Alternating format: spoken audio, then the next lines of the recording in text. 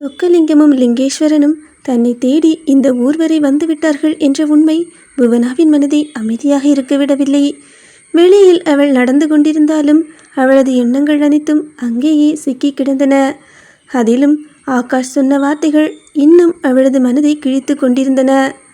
அந்த ஆள்தான் அல்லியோட செட்டப் என்று அவன் சிரித்து கொண்டே சொன்னதை நினைத்தாலே அவளுக்கு கோபம் கொப்பளித்து கொண்டு வந்தது. அட பாவி, நான் தாண்டா அந்த அல்லி.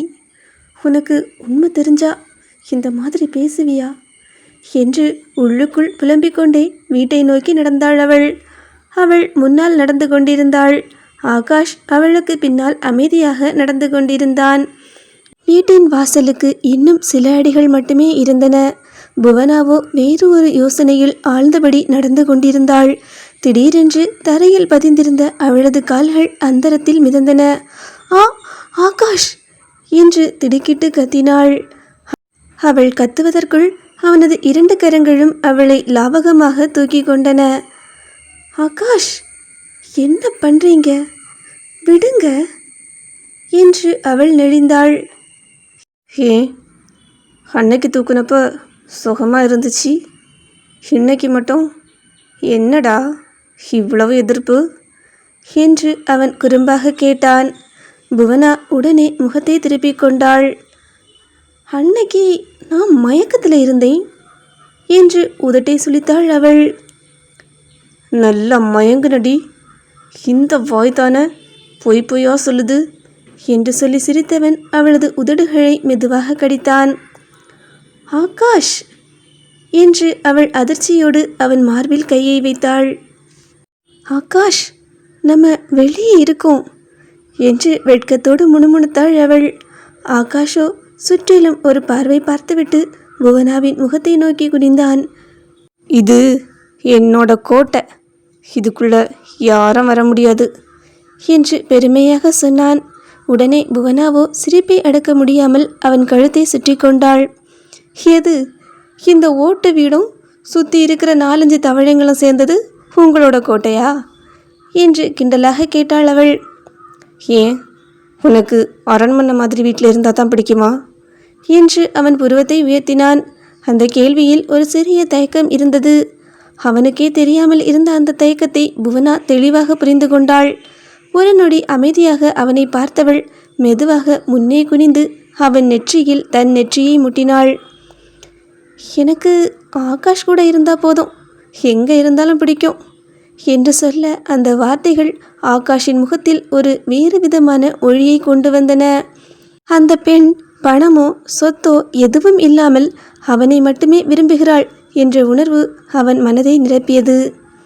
அப்புறம் என்னடி, இதுதான் நம்ம கோட்டை என்று சொல்லிக்கொண்டே அவளின் கன்னம், நெற்றி, கண்ணிமை, மூக்கு என்று முகம் முழுவதும் குட்டி குட்டி முத்தங்களை பதித்தான் அவன்.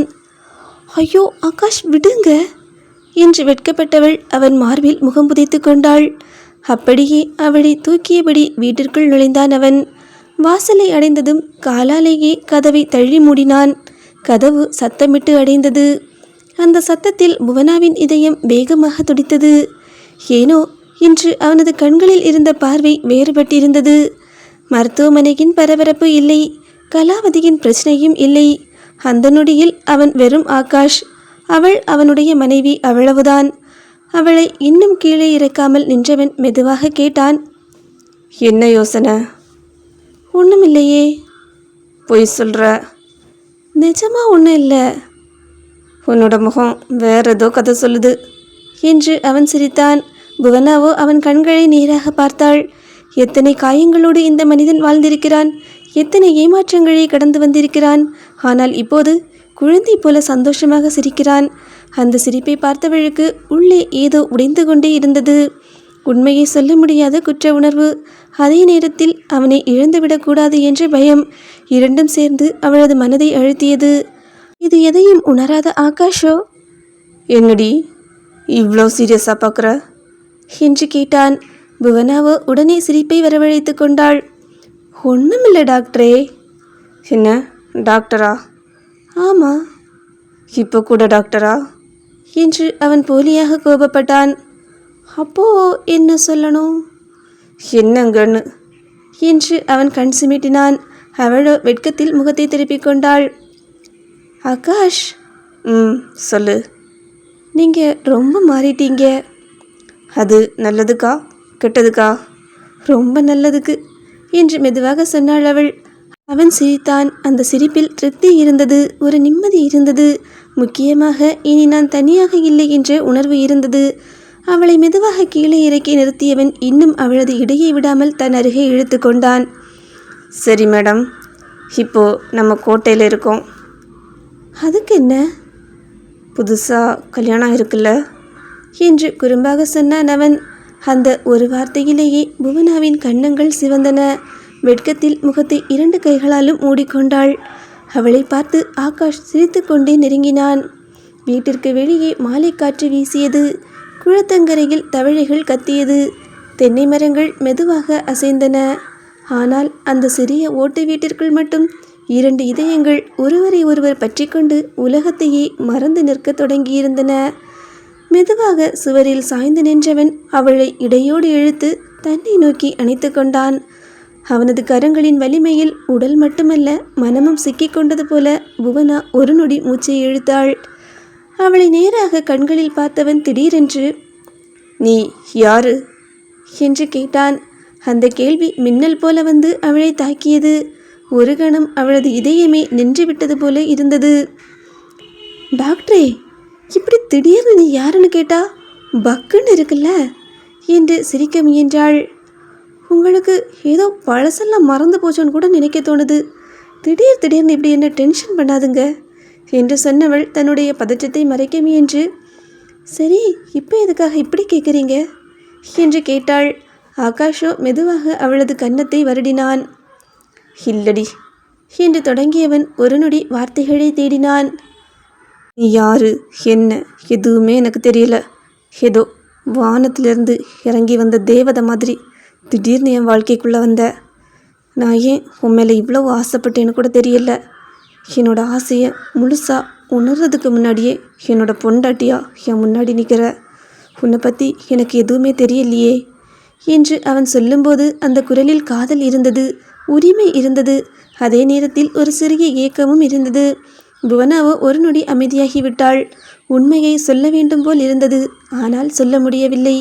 அதனால் உண்மையும் பொய்யும் கலந்த ஒரு கதையை அவள் சொல்லத் தொடங்கினாள்.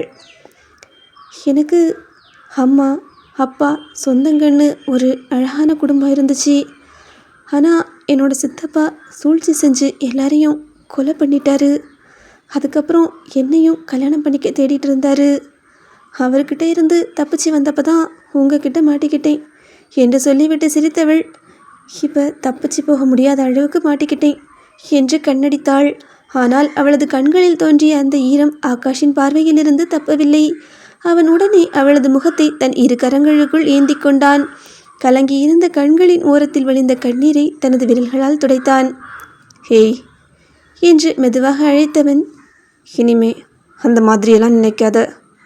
உனக்கு என்ன ஆசையோ என்கிட்ட சொல்லு. என்னால் முடிஞ்ச அளவுக்கு, இல்லை என்னால் முடியாத அளவுக்கும் நான் அதை நிறைவேற்ற முயற்சி பண்ணுவேன். சரி சொல்லு, உன்னோட ஆசை என்ன என்று கேட்டான். புவனாவோ முதலில் சிரித்தாள். பிறகு அவள் முகம் மெதுவாக அமைதியானது. ஆழ்ந்த கனவுகளை பார்க்கும் குழந்தை போல அவளது விழிகள் தொலைவை நோக்கின. நீங்கள் சொன்னீங்களே இது உங்கள் கோட்டைன்னு, அதே மாதிரி நமக்குன்னு ஒரு கோட்டை, நமக்குன்னு ஒரு தனி உலகம், ஒரு தனி ராஜ்யம். அந்த ராஜ்யத்தில் நீங்கள் தான் ராஜா, நான் தான் ராணி என்று சொல்லும்போதே அவளின் முகம் குழந்தை போல மாறியிருந்தது. ஆகாஷ் அமைதியாக அவளை பார்த்து கொண்டிருந்தான். புவனாவோ தொடர்ந்தாள், நமக்குன்னு 2 குழந்தைங்க. அவங்க இந்த உலகத்தில் யாருக்குமே பயப்படாமல் வளரணும். எனக்கு ஏதாவது ஒன்றுனா நீங்கள் முன்னாடி வரணும். உங்களுக்கு ஏதாவது ஒன்றுனா நான் துடிக்கணும். நம்ம 2 பேர் பேரையும் நம்ம பிள்ளைங்க காப்பாற்றணும். மற்றவங்களுக்கு ஏதாவது ஒன்றுனா பார்த்துட்டு நிற்காமல் உதவி பண்ணணும். தப்புக்கு எதிராக நிற்கணும். யாராவது அழுதா ஆறுதல் சொல்லணும்.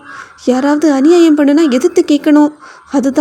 அதுதான் நான் பார்க்குற ராஜ்யம் என்று சொல்லி முடித்தாள். அவள் பேசும்போது தான் எங்கே நிற்கிறாள் என்பதையே மறந்துவிட்டாள்.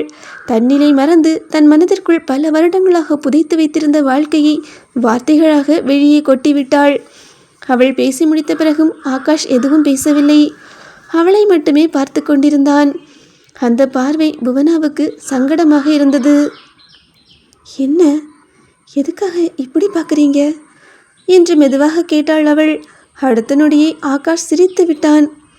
என்னடி, நீ டிவியில் நிறைய பழைய காலத்து ராஜா ராணி படம் பார்த்துருக்கியோ?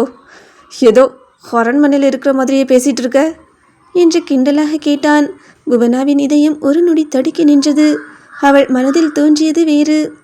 ஆகாஷ், உனக்கு உண்மை தெரிஞ்சா நீயும் நானும் உண்மையிலேயே அரண்மனையில் தான் இருப்போம். இந்த ஓட்டு வீட்டில் இல்லை.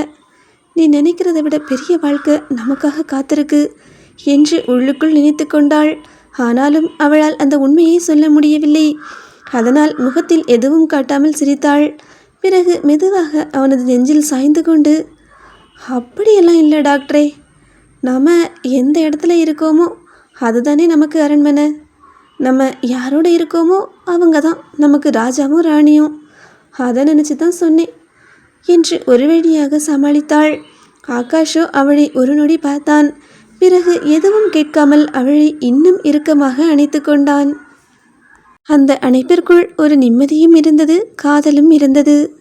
அதே நேரத்தில் இருவருக்கும் தெரியாமல் அவர்களின் வாழ்க்கையை தலைகீழாக மாற்றப்போகும் பல உண்மைகளும் அமைதியாக அவர்களை நோக்கி நடந்து வந்து கொண்டிருந்தன. அவனோட வாழ்க்கையில் என்ன ஆபத்து வரப்போகுதுன்னு நீங்கள் கெஸ் பண்ணினீங்கன்னா மறக்காமல் கமெண்டில் சொல்லுங்கள். இந்த கதையை பற்றின உங்களோட கருத்துக்களை கமெண்டில் என் கூட ஷேர் பண்ணிக்கோங்க. இந்த ஸ்டோரி உங்களுக்கு பிடிச்சிருந்தோன்னா லைக் பண்ணுங்கள். ஸ்டோரியோட அடுத்த பாகத்துக்கு மறக்காமல் நம்ம சேனலை சப்ஸ்கிரைப் பண்ணிக்கோங்க.